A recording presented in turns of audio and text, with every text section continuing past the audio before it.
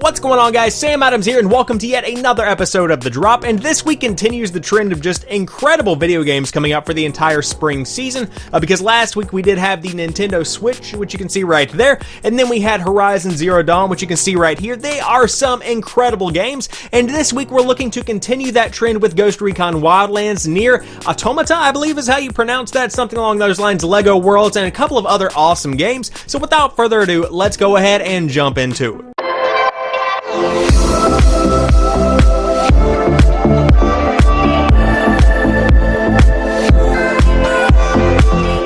Kicking things off this week, we have a fan favorite fighting game coming to the PlayStation 4 and the Xbox One. You may have heard of it once or twice. It's Ultimate Marvel vs. Capcom 3.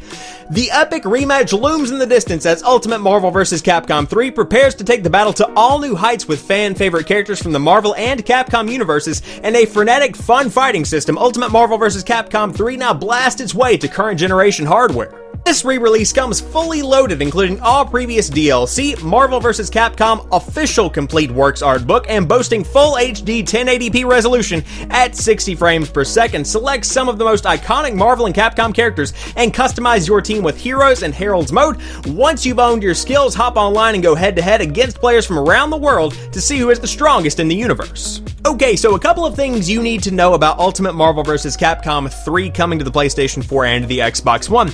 It's primarily a digital release, and they're definitely pushing that because you do get a $5 discount as compared to the physical version. However, if you do go to GameStop, and by the way, this is a GameStop exclusive physical version, and get this one, you are paying $29.99. However, you are also getting a comic book made by official Marvel artists detailing kind of a collide between the worlds of Capcom and Marvel, so that's definitely going to be a pretty good read, and it also might be worth some money later on down the line if you're really looking into the future. Now, as for the game itself, it does include 50 characters, which is an impressive lineup, and on top of that, you also get all of the DLC, costumes, levels, all of that good stuff, so you're getting the full package that was available previously, just brought to the PlayStation 4 and the Xbox One, and if you do the physical version, you do get a nice little kind of, it's a comic book. You're getting a comic book. All of that to say, a fan favorite fighting franchise is coming to the PlayStation 4 and to the Xbox One, and it's a very exciting time if you are a fan of said franchise. But as for me, I'm not really big into playing fighting games because, quite frankly, I'm terrible, but I am excited to see how this kind of shakes things up as far as tournaments go in my local area in particular, but also on Twitch and streamed online and all that good stuff. I just like watching a good fighting game tournament.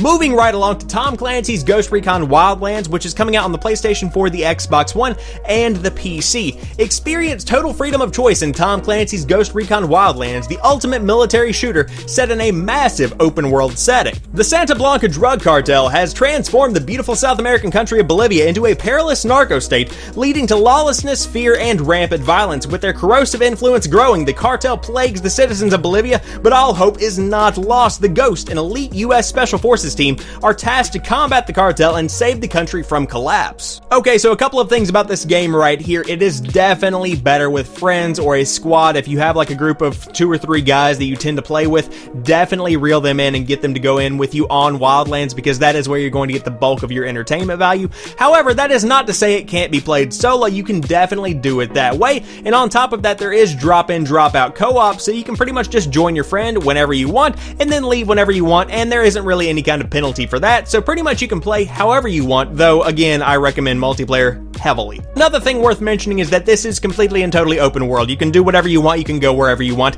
and I love that about a game. That being said, it has a lot of competition, especially as of recently. Last week, you got Breath of the Wild, you got Horizon Zero Dawn. Even further back, in kind of a more similar genre, you have Just Cause 2, Just Cause 3. There are so many incredible open world games that this one, it's got a lot to live up to now. Okay, so now's the point where I kind of hate on the game a little bit. I played the beta. Did not like the beta. The controls felt clunky, the shooting was on point, the driving was absolutely terrible.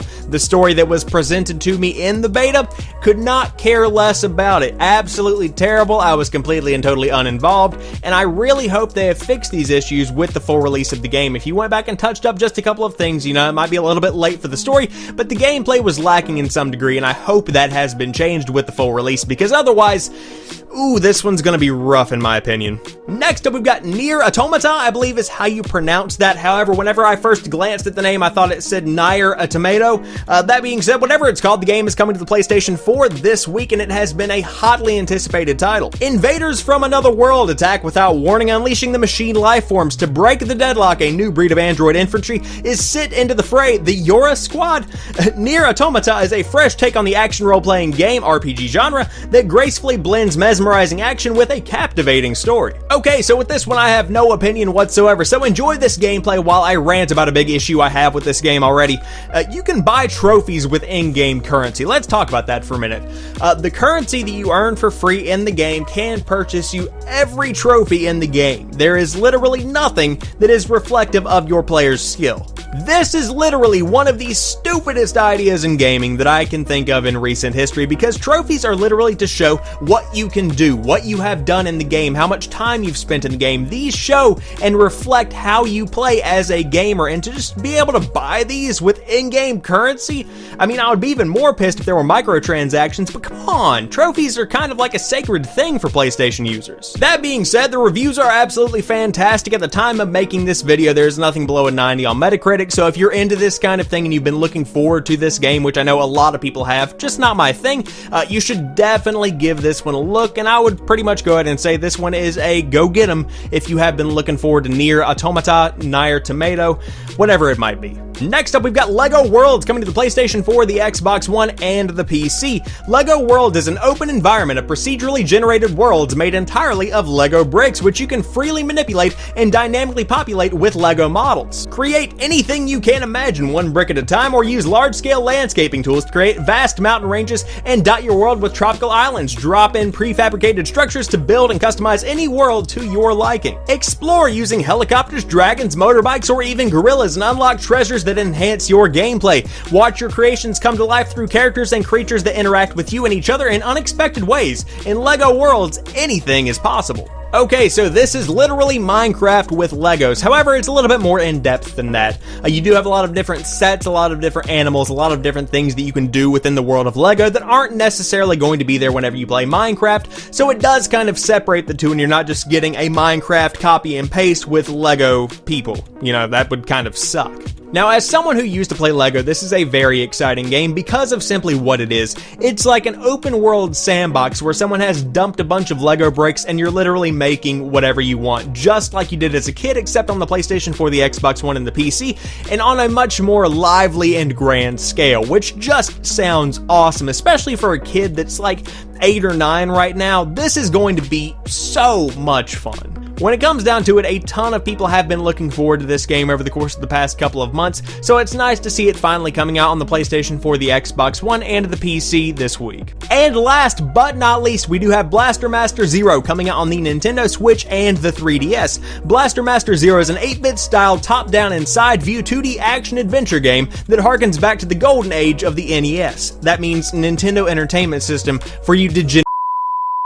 Using the original 1988 NES title Blaster Master from Sunsoft as a base with the addition of new arenas and bosses, new gameplay elements such as extra sub-weapons, improved gameplay, a more robust scenario, refined and expanded exploration mechanics, and more. I love the way the developers made this game and developed it, because they literally took the original Blaster Master as kind of like a framework almost for a new game and made it for a modern audience, but down below that you also have the original Blaster Master, so it's catering not only to those that just bought a Nintendo Switch and might be experiencing it for the very first time, but they're also catering to those that were fans of Blaster Master back in the day on the NES in 1988. Of course, this is an 8-bit style game, so you have to take that into consideration. I can definitely see this being an awesome game for someone who has been playing Shovel Knight since the Switch came out and is getting kind of tired of that. They can put that down for a little while, pick up Blaster Master, and then go right back to Shovel Knight later on. It just kind of switches up some gameplay for a while, and it's definitely a good price for that kind of experience. So that about wraps it up for me this week. I hope you guys have enjoyed this episode of The Drop. If you did, drop me a like down below, and also leave a comment letting me know what new games are coming out that you are looking forward to this week. Personally, I might pick up Blaster Master for the Nintendo Switch just because I've been playing so much Breath of the Wild that I kind of wanted to take a break from it, but that's just me. Let me know what you think. And also, if you happen to be new to the channel, I do upload new stuff throughout the week, so there's always something new right here on the channel when you do drop by to watch some videos, so you might want to consider clicking that subscribe button. But as for right now, I'm going to go dig back into my Switch. I will talk to you guys soon. Peace.